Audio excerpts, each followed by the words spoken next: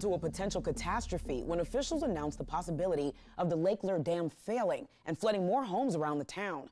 Officials now say the dam is stable, but the fear of it failing left many families terrified for their loved ones.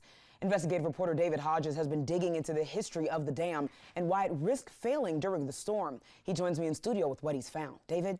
Siobhan, according to multiple records I found on the Town of Lake Lure's webpage, the dam does not meet current state safety requirements, but that is common for a dam that was originally built, as you can see here in the picture, 1926.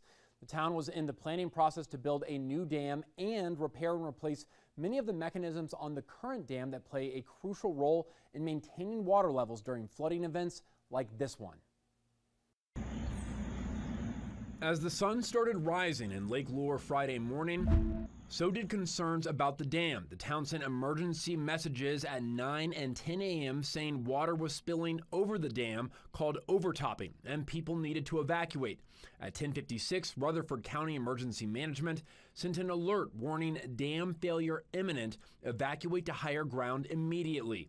Records the WBTV Investigates team found through the Town of Lake Lure, which owns the dam, and North Carolina Department of Environmental Quality, which regulates dam safety, show numerous safety issues the town was working to fix.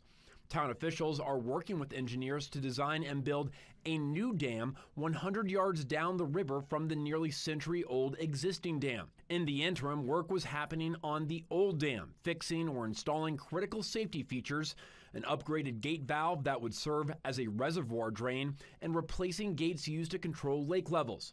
But town records indicate those projects hadn't been completed by the time Helene struck. WBTV has reached out to town officials and engineers to ask about the impact these pending projects had on the flooding, but most town leaders are busy with emergency efforts to reach stranded residents and evacuate them.